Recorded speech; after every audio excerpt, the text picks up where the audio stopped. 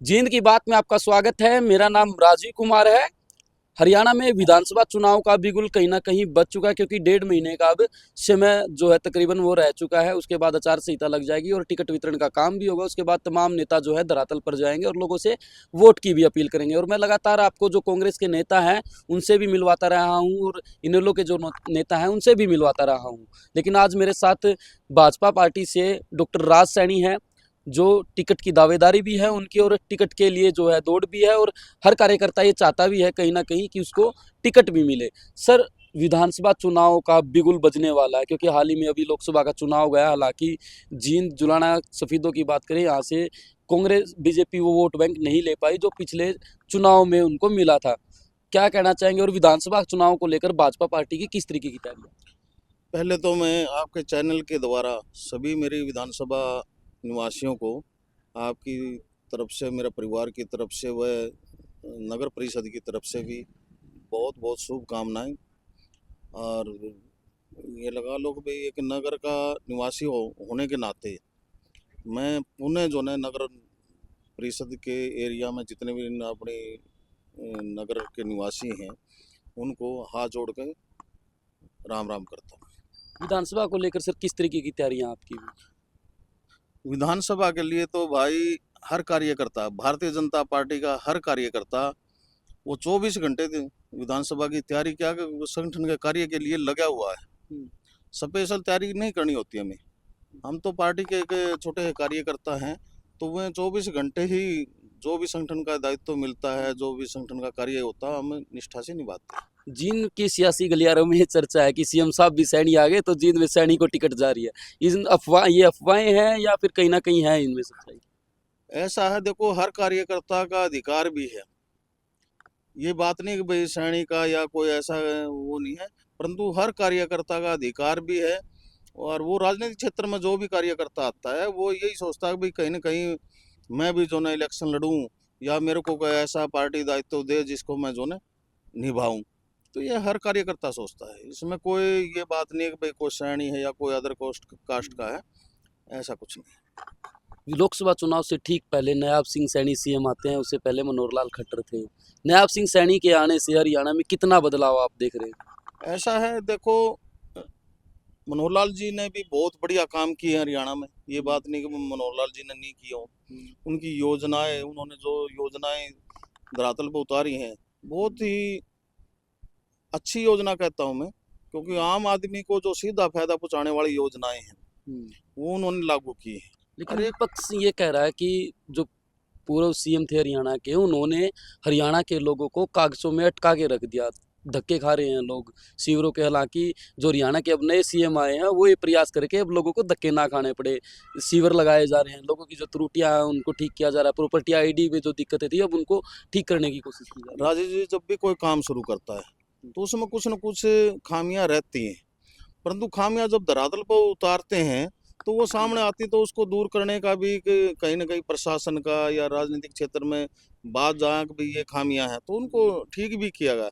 आप अभी देख रहे हो, जो इनकम वाली जो वो थी, है। काफ़ी ऐसे थे भाई जिनके जो ना इनकम ज़्यादा थी, वो साथ के साथ ठीक होने लग रही है। मैं नहीं मानता कि 5-10 दिन में आप सोचोगे कि आईडी का, फैमिली आईडी का या कोई इनकम का इशू कोई किसी भाई के साथ रहेगा। हरियाणा के लिए जो कौशल रोजगार जो योजना है जिसके थ्रू लोगों को रोजगार मिल रहा है, हालांकि जो भूपेंद्र सिंह हुड्डा है वो ये कहते हैं कि हम सत्ता में आ गए तो इसको खत्म कर देंगे। क्या मानते हैं, क्या हरियाणा में अगर कौशल रोजगार जो योजना है सरकार की, आप उसको किस तरीके से देखते हैं? क्या वो सही है? हालांकि भूपेंद्र सिंह हुड्डा ने तो कह दिया कि जब भी सत्ता में आए उसको खत्म कर। ऐसा है जी, उनका तो मैं क्या जिक्र करूं, उन्होंने तो लगाए अपने विधानसभा के हैं। आप रिकॉर्ड उठा कर देख लो 2004 से 2014 के बीच का, तो 85% का आसपास तो रोहतक जिला, सोनीपत साइड का, झज्जर जिला, इसी साइड के आदमी लगे हैं।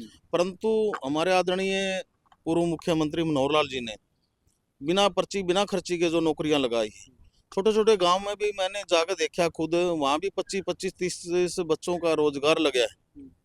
चाहे वो कौशल के माध्यम से लग गया हो, चाहे वो एसएस बोर्ड के माध्यम से लग गया हो, तो हर ऐसे गरीब घरों के बच्चे लगे हैं। तो आप सपने भी नहीं ले सकते कि भाई इस घर के बच्चे को नौकरी पा लेंगे कभी।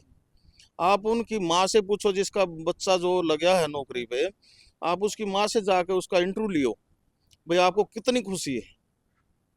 तो इतना बढ़िया योजना इन्होंने चलाई, बिना खर्ची बिना पर्ची। तो ये एक उदाहरण पेश किया है, मैं तो कहूँ पूरा भारतवर्ष में उदाहरण पेश किया है।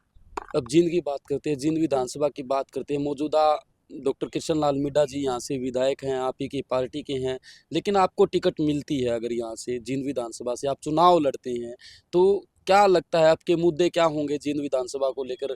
क्या सपना है आपका जींद विधानसभा को लेकर? ऐसा है, विकास का ही मेन मुद्दा है।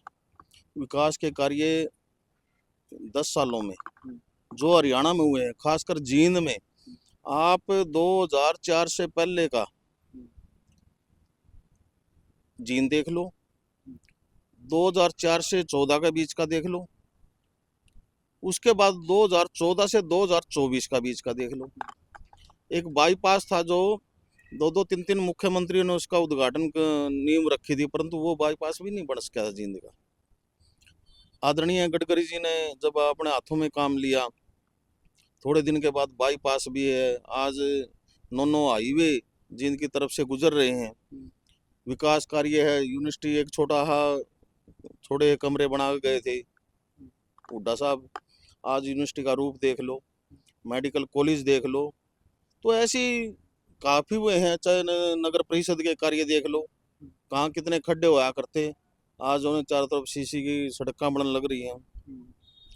तो ऐसे ही चारों तरफ हर कोने में हर वर्ग का कार्य हो रहा है। ये बात नहीं है कि भाई आप, विकास की तो इतनी गति आई है 10 सालों में, शायद मैं ये कहता हूँ 50 साल में नहीं हुआ। आपने अब सड़कों का जिक्र किया, जब यहाँ रोहतक रोड की सड़क बनी थी, विधायकों का दल भी आया था, सड़कें धंस गई थी, आज तक उस जो कमेटी आई उसने क्या फैसला सुना है? शायद जिन के लोग भी आज आपको देख रहे होंगे तो जानने का प्रयास भी कर रहे होंगे। जो विधायकों का दल आया, क्या आपको पता है जब विधायकों का दल आया, जो जांच हुई, सड़कें जो है बैठ गई थी बारिश, पहली बारिश में, आपको पता है उसके बाद उन्होंने क्या निर्णय लिया? कुछ नहीं हो पाया। लोग आज भी इस बात को लेकर भाजपा के लिए नाराजगी है कहीं ना। ऐसा है राजीव जी, जब कोई चीज बनती है, और सड़क का तो ये ऐसा है, क्योंकि ये तो मेरे नजदीक की सड़क है। जब ये 20-20 25-25 फुट गहरा जो इसका जो न खुदाई हुई, उसमें मिट्टी डाली गई, आप कितना पानी डाल लो, परंतु वो जो न 1-2 साल लगते हैं उसको। तुरंत लोगों का यार काफी दिन हो गए थे तंग हुए, भाई दुकानदार भी तंग थे, आने जाने वाले भी तंग थे। तो जल्दबाजी में जैसे उन्होंने रोड़ा डाल के बनाई, तो मिट्टी कहीं पानी जाते मिट्टी बैठती है। मैं नहीं मानता कि भाई कोई उसकी कमी रही है, सिर्फ मिट्टी बैठी है, कोई ऐसी बात नहीं। और वो जो धीरे धीरे अभी दोबारा जब ये सड़क बनेगी, आप देख लो इतने सुंदर सड़क बनेगी। कोशिश हमारी है भाई सीसी की सड़क बने, देवीलाल चौक से लेकर बाईपास तक तो सीसी की बने, और सुंदर बीच में डिवाइडर हो, लाइटिंग हो। ये हमारा सपना भी, और करवाएंगे। रोड मैप क्या होगा अगर आप चुनाव लड़ते हैं? क्योंकि जींद की अगर बात करें, अभी दीपेंद्र सिंह हुड्डा पद यात्रा निकाली, उन्होंने एक जिक्र किया कि यहाँ कोई बड़ा औद्योगिक क्षेत्र नहीं है, यहाँ के लोगों को रोजगार नहीं मिल पाया, हरियाणा रोजगार बेरोजगारी में नंबर 1 बन गया। यहाँ कोई बड़ी फैक्ट्री आ रही थी जिसको भाजपा सरकार काल ले गई, लेकिन जिप्सम का भी जिक्र होता है उस दौरान, क्या कहें? ऐसा है राजीव जी, ये कहने की बात है, और विपक्ष का काम है कहना। वो कहते रहे, परंतु आम पब्लिक तो देख रही है ना कितना विकास कार्य हुआ। वो अभी एक नारा दिया पे हिसाब मांग रहे, तो मैं कई बार उसकी बात सुन के भाई वो हिसाब मांग रहे हैं, वो किस चीज का हिसाब मांग रहे हैं? आप उन ऐतिहासिक है या रिकॉर्ड में है 2014 से 2004 से 2014 का बीच का जो कार्यकाल रहा है, आप कागजों में देखो जिनका क्या विकास हुआ था, और 14 से 24 तक का देख लो, हिसाब अपने आप मिल जाएगा। आज जो जिन भाइयों ने 2014 से पहले का कार्यकाल देखा है जींद का, हमने आपने भी देखा है, कोई आप इतने वो नहीं है कि भाई ज्यादा छोटे हैं, 2010 साल से पहले का रिकॉर्ड तो आपने देखा है। तो कितना बुरा हाल था। आज जींद का जो ना चारों तरफ विकास होने लग रहा है, और ज्यादा होगा। चारों तरफ से जो ना बढ़िया जो ना जैसे ये रोड बने हैं, हाईवे बने हैं, इनसे और उद्योग क्षेत्र भी जो ना यहाँ लगेंगे। इधर जामनी चौक के पास भी गवर्नमेंट की एक योजना है, 300-400 एकड़ में कितने एकड़ उन्होंने वो कराया है, तो वहाँ भी योजना है कि भाई नए सिरे से यहाँ हम जो ना उद्योग लगाएंगे। उधर ऊंचाना साइड में भी जो ना एक औद्योगिक क्षेत्र स्थापित करने का मतलब पार्टी का जो ना इरादा है, इससे जो ना ये स्थापित हो गए तो रोजगार भी बहुत ज्यादा आएंगे। रही ऐसे रोजगारों की बात, 10 साल में कांग्रेस राज में कितने रोजगार आए थे, कितने बच्चे लगे थे, ये तो आप रिकॉर्ड कटवा के देख लो। जैसा आरटीआई लगानी है या और किसी उससे भी, तो आपको पता चल जाएगा। आदरणीय हमारे मनोहर लाल जी ने, नायब जी ने कितने रोजगार दिया 10 साल में युवाओं को, और पिछली 10 साल में कितना मिला है। कहाँ बेरोजगारी हुई, बेरोजगारी वो कहते हैं ना बेरोजगारी, 10 साल में क्या क्या बेरोजगारी है, उनसे ज्यादा नौकरी लगा रखी है। हम और नौकरियां देने लग रहे हैं, लोगों को इतनी सुविधा भी देने लग रहे हैं। 2 साल का कोरोना काल में कोई देश में, खासकर जो ना हमारे हरियाणा में तो मैं जानता हूँ, और जिला को तो, नगर को तो मैं जानता हूँ अच्छी तरह, कोई आदमी भूखा नहीं सोया, कोई गरीब का बच्चा जो ना, क्योंकि 2 साल को रोजगार ना मिले एक भूखमरी हो जाती है। परंतु ऐसा कोई भी घर नहीं मिला हमें जो कोई भूखा सोया हो, जिसके घर दोनों टाइम खाना ना बने। ये किसने दिया? भारतीय जनता पार्टी की सरकार ने, आदरणीय हमारे प्रधानमंत्री नरेंद्र मोदी जी ने, मुख्यमंत्री मनोहर लाल जी ने, उस टाइम के मुख्यमंत्री जी, तो कितना बड़ा काम किया है। तो ये छोटी बात नहीं थी। परंतु आज कांग्रेस वाले कहते हैं कि हिसाब दो, हिसाब दो। मैं किस चीज का हिसाब? उनके पास मुद्दा ही नहीं है। आज विकास पर लड़िए, आप उठाइए विकास का मुद्दा, आपको पता चल जाएगा। वो तो कहते हैं हरियाणा में जंगल राज है, 50-50 राउंड की फायरिंग होती है, बदमाश फरार रहते हैं। आदरणीय भूपेंद्र हुड्डा जी का जब वो आया था, राज आया था, उस टाइम कितना जो है क्राइम था। आपने पीछे के कोई पेपर हो आपने मिल जाए 2004 के बाद के, तो इन्होंने इनकाउंटर, कितने गुंडागर्दी थी।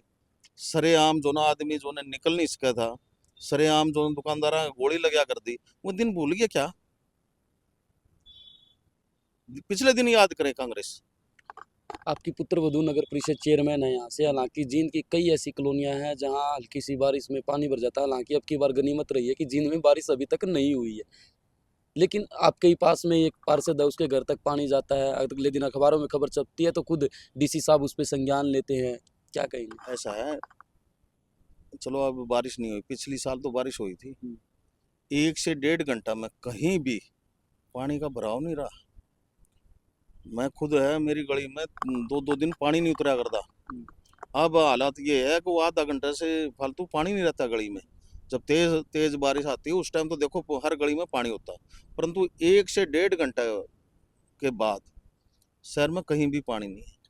जींद के लोगों में एक खास तौर पर यह नाराजगी जरूर है, जहां आप रहते हैं वहीं एक सड़क गुजरती है जिसको JD7 बोलते हैं। एक तरफ का सड़क बन गई है लेकिन एक तरफ की अभी आधी अधूरी। यहाँ के दुकानदार भी परेशान है।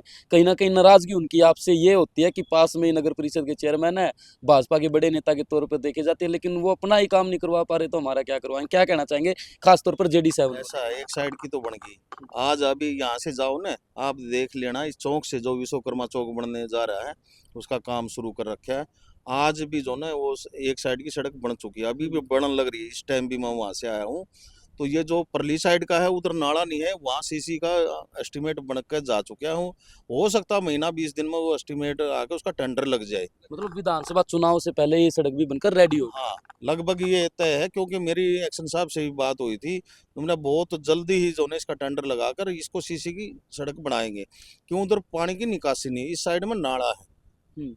तो इस करके वो भी देखना होता है ना कि भाई आदमी, ये तो है नहीं एक लंबा करोड़ों का काम हो तो स्टेट गवर्नमेंट के पास आता है, अप्रूवल आती है उसके, मतलब फिर टेंडर लगता है, टेंडर का भी टाइम होता है खुलने का।